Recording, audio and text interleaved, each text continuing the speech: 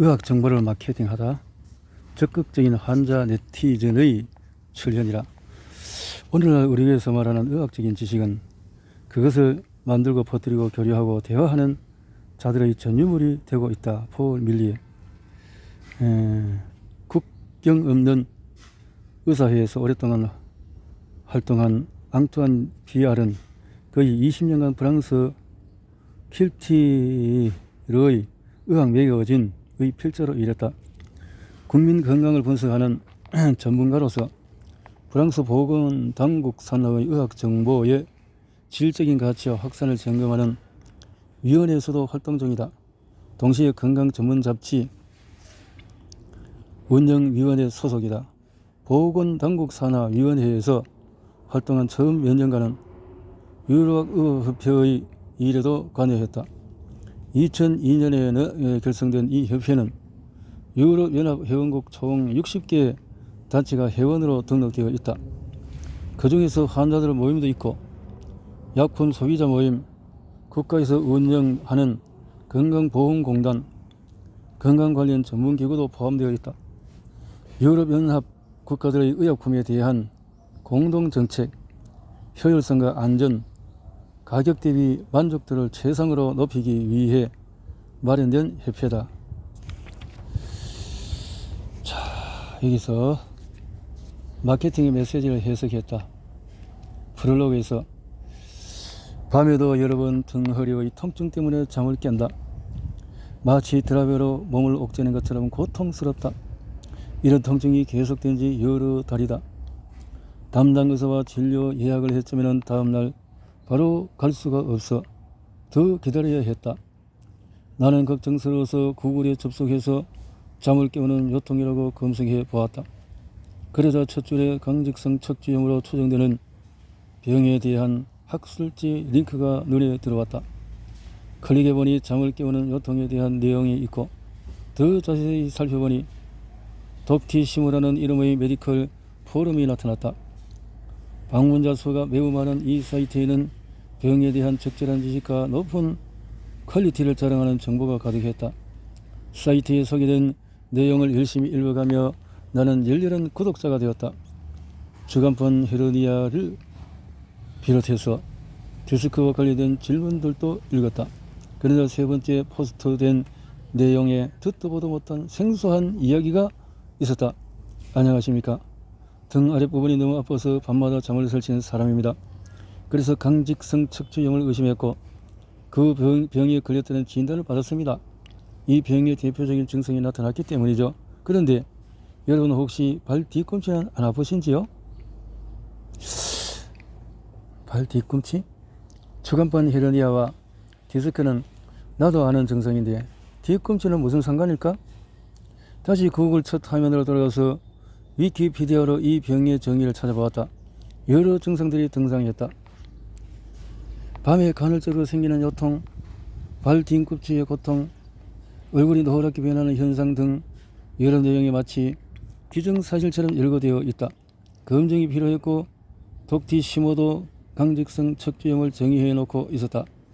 클릭해서 들어가 보니 내게 일어난 증후들이 그대로 나타난다. 하지만 그것을 읽고 나서 걱정은 더 커졌는데 독티시모에 따르면 일상생활이 거의 불가능한 매우 심각한 병 같았기 때문이다.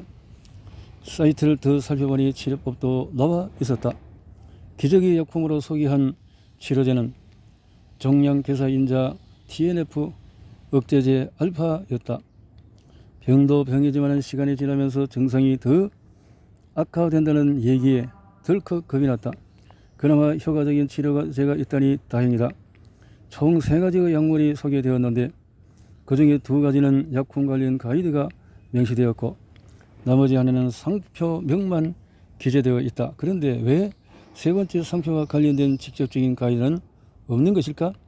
왜 이 약품만 부연 설명 없이 상표명만 있는 것인지 이유를 알 수가 없었다. 어쩌면 약품마다 효능에 차이가 있어서 차별한 것일까? 어쩌면 일부 연구소들이 독티시모에 돈을 주고 약품 가이드를 참고 자료로 올리는 걸까? 등등등등. 자, 그러나 의심에 대해서 의장마저도 약물 치료를 강조하며 의심의 세기를 박는 얘기를 한다. 류마티스 관절염, 소화기 류마티스 관절염, 근성 관절염의 효과적인 TNF 억제제 알파는 이 같은 관절염에도 효과적일 뿐만 아니라 지금은 강직성 척추염의 효과적인 치료제로 알려졌다. 예상치 못한 월계관을 씌워준 꼴이 아니고 뭔가. 프랑스 강직성 척추염 협회 회장이라는 자가 자기 입으로 그 약의 효능을 피력하다니. 환자를 상대로 한 조언이 과학적인 내용과 나란히 있다 보니 그 내용까지도 객관성을 띠는 것처럼 보인다. 하지만 다른 질병의 치료제를 대체 어떤 기준으로 강직성 척추염에 적용시키는 것일까? 의장의 의견은 지극히 개인적인 사견인가? 여러 이해관계를 배제한 자기 생각일까? 이 사이트에 나와 있는 협회를 더 캐보았다. 별 소득 없이 끝날 것 같더니 마지막에 시선을 사로잡는 단서 하나를 발견했다. 협회가 소개한 홍보용 프로그램 중에 하나가 와이어스 연구소의 지원으로 주최되었다는 점이다. 강직성 척추염의 진단 과정은 쉽지가 않다. 근거가 필요하기 때문이다.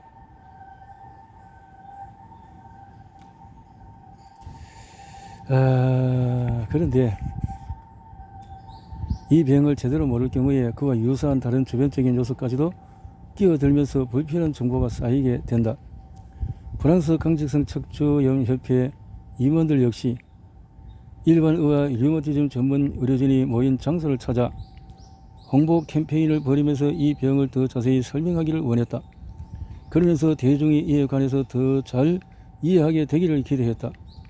그 결과 여러 의학 관련 광고지와 팸플릿에 병에 대한 설명이 자세히 소개되었다.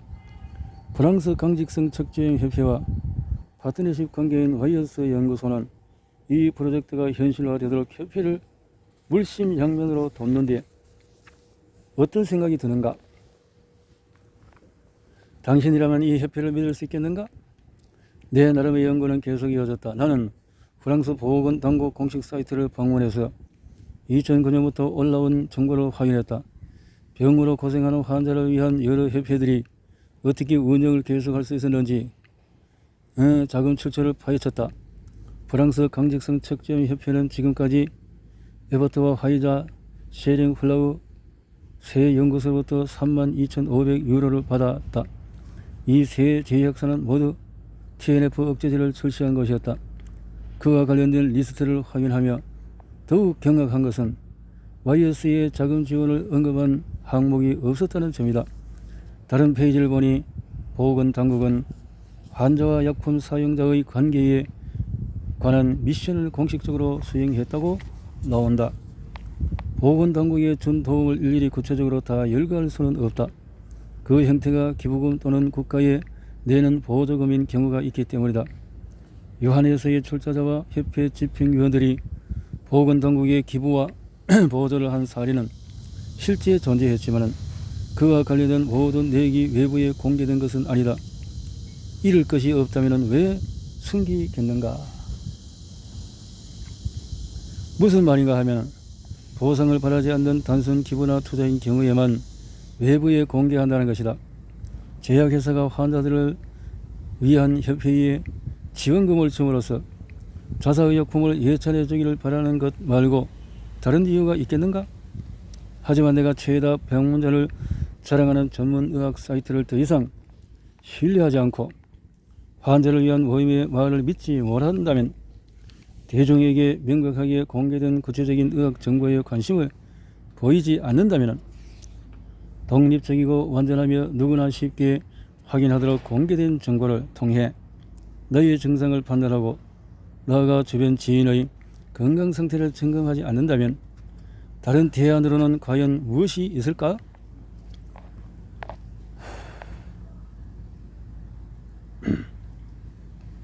의학 정보. 여기서 나는 다시 궁금해졌다. 의학적인 정보와 건강 정보, 이 둘은 같은 의미의 서로 다른 표현인가? 잘 알려진 데로서 객관적인 사실, 즉 팩트를 다루는 정보가 있고 미디어나 그의 유사한 매체를 통해서 전달된 부연 설명, 즉 코멘트가 거의 동의어처럼 사용되고 있는 것이 작금의 현실이다. 어떤 질병과 싸워야 할 때 건강을 관리하는 시스템에 의존해서 정보를 얻으면 되지 않을까? 분명 그럴 필요는 없다. 그런 것들은 건강과 관련한 우리 행동을 중단하게 만든다. 정보란 저녁에 8시 뉴스를 보면서 얻는 정보도 있고 지하철에서 공짜로 나눠주는 정보지에서 얻을 수 있는 정보도 있다. 또 교육 시스템과 일상생활에서 직접 체험으로 이해하는 정보도 있다. 이렇듯 다양한 정보들이 인간의 행동 양식을 결정짓고 그것이 곧 사람의 습관이 된다.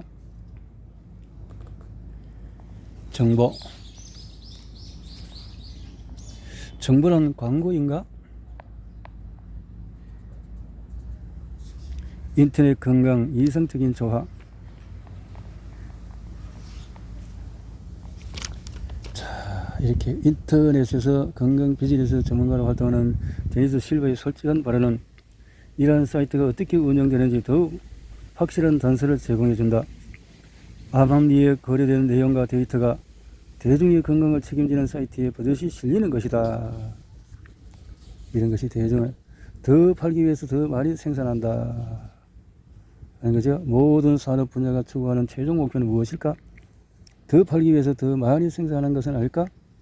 최대한 많은 고객의 제품을 가장 오랫동안 파는 것이다. 지갑을 예를 들어 더 많은 고객을 더 오랫동안 유치하기, 일상처럼 약품을 일반화해서 먹을 수 있도록. 프랑스 남자 성인 3명 중에 1명이 조루증을 경험한 적이 있다고 밝혔다. 이들은 그 사실이 너무 수치스러워 이 성적인 장애를 피할 수 없는 숙명으로 여기며 피해의식을 느꼈다고 고백한다. 하지만 새로 나온 약품이 오랫동안 금기시 되던 이 문제를 해결해 줄 것이라는 반가운 소식이 전해진다. 이 약물을 복용한 남성의 조루증이 전보다 더 개선되었다. 성적 만족도도 높아졌고 등등 이렇게 렌실에서 이렇게 나왔다라는 거죠. 나 역시 직접 검색한 본 결과 구글에서 디포세틴 60mg을 1.50유로에 판다는 판매 광고를 쉽게 찾을 수 있었다. 인터넷에서 이 약이 중요한 판매 매개체 역할을 하면서 모든 규제와 제약을 요리조리 피해 팔고 있다는 생각이 들었다. 공포심 유발하기, 설탕과 물이 곧 부족해진다는 소문이 나돌면 사람들은 겁을 먹고 사재기를 시작한다. 마찬가지로 이렇게 20년 전만 해도 잘 알려지지 않았던 알츠하이머 병도 오늘날에는 나이가 들어서 걸릴까봐 가장 두려워하는 병이 되었다. 게다가 제약회사 연구소의 지원을 받는 마케팅 홍보 회사들은 뇌졸중 심근경색의 위험도 주야장천 강조한다. 주야장천. 라디오를 통해서 흘러나온 짧은 광고는 많은 청취자들의 심장을 두근거리게 만든다. 제약회사의 연구소는 이런 점에 애써 감추지도 않지만 그렇다고 대대적으로 소문 내고 다니지도 않는다. 정보와 광고 사이의 정의가 모호하고 혼란스러울수록 정보의 질적 가치가 떨어지지만 연구소 입장에서는 그 가치의 하락이 회사의 이점으로 작용함을 역이용한다.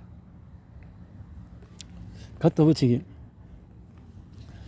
블로그에서 언급한 강직성 척지염만큼 갖다 붙이식으로 선전하는 병도 없다.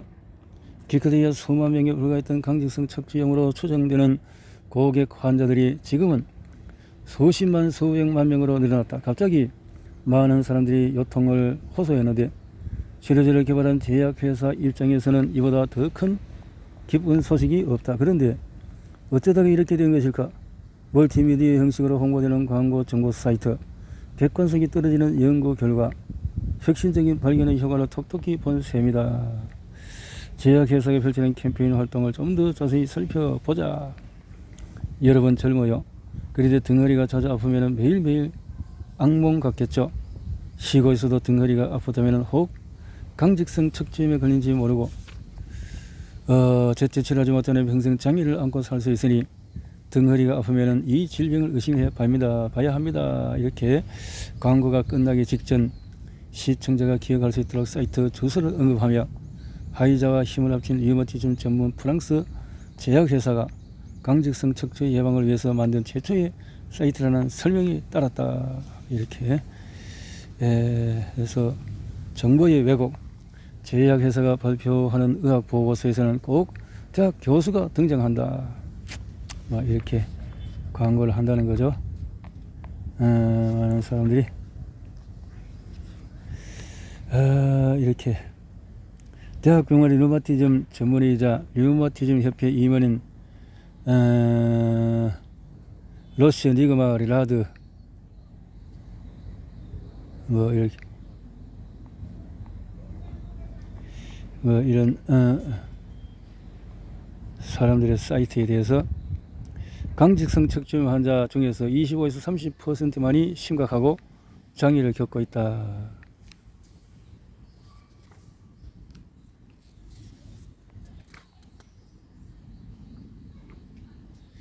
따라서 불충분한 테스트로 자가 진단을 하는 격이다. 이거 사이트에서 다음과 같은 캠페인 활동에는 누가 얼마나 비용을 투자한 것일까? TV, 라디오, 매체에서 광고, 활발히 운영된 인터넷 사이트, TV, 스포츠 채널, 등등등등. 자, 이렇게 어느 어디에서 이렇게 많이 광고를 하는가? 요즘 텔레비전을 광고를 많이 하는 어느 네트워크 회사인데도 그렇게 하는 것 같은데요. 그 뭔가가 법망을 피한 광고일까요? 신뢰의 문제. 누가 당신에게 이런 내용을 말해 주었는가? 또 이런 비밀을 말해주는 의도는 뭘까? 의도 말해주고 신뢰의 문제. 읽는 정보, 듣는 정보 비판적인 시선으로 해석하고 이해해야 한다. 그러기 위해서는 다음과 같은 정보의 특징을 절대 잊어서는 안 된다. 정보를 제공하는 데 선의의 비용이 전혀 들지 않는 공짜 정보란 이 세상에 없다.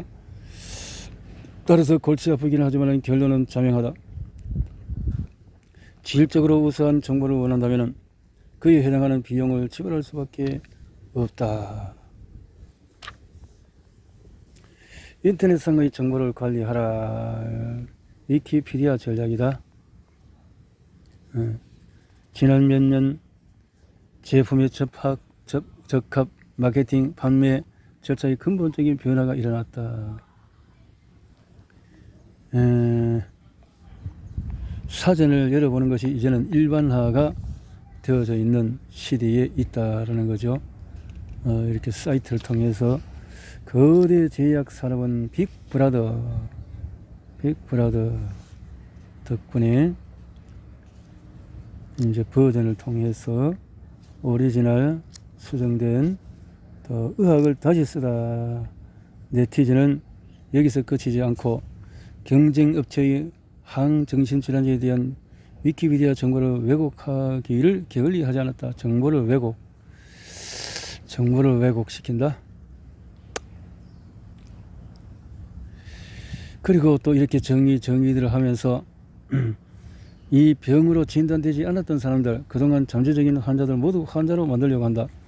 우울증을 앓고 있지만 병원에 입원하지 않고 외래 진료만 받는 사람들의 30%가 시간이 지나면 양극성 장애를 겪는다는 결론을 내린 연구 보고가 있다. 이제 병자가 건강한데 앞으로 병자가 될 것이다. 이렇게 연구 결과 내용은 더 있다. 조사기간에 상관없이 일반적으로 양극성 장애를 겪고 있는 상시 환자의 49% 정도가 정확한 병명을 진단받지 못한 채 살고 있다고 연구 결과는 말한다. 이렇게 한다는 거죠. 그래서 양극성 스펙트럼에 대한 위키피디아의 글은 이렇게 수정이 되었다. 우울할 때 슬픔과 불안, 죄의식과 절망, 수면장애, 식욕 감퇴, 피로, 일상생활에서의 의욕 상실, 집중력 감퇴, 짜증, 이유를 없애는 만성 통증, 겉드는 좌절 충동 등 우울증임을 알려주는 여러 신호와 증후들이 생긴다. 그렇다면 우리는 모두 양극성 장애를 겪는 적이 있다는 말이다. 아스트라제네카의 직원이 우리에게 제안하는 것도 바로 그것이다. 식품의 약국의 승인을 받아서 모두가 세로케를 처방받을 수 있도록 하려는 전략인 것이다. 우리가 그 알력을 삼킬 수 있도록 제약회사 직원은 고객에게 맞는 맞춤식 질병을 일반화하고 구체화시킨다. 이 장을 마치면서 두 가지 사항을 강조하고 싶다. 아스트라제네카 직원의 위키피디아 내용 조작은 도덕적 잣대로는 물론이고 의도적인 범죄 행위라고 볼 수 있다. 또한 미국 법에도 명시되어 있듯이 결코 합법적인 행위는 아니다. 그럼에도 아스트라제네카는 불법 마케팅을 실행한 혐의로 기소되지 않았다. 언론이 이 제약회사의 실태를 발견하고 공개적으로 쓴소리했지만 역부족이다. 이렇게.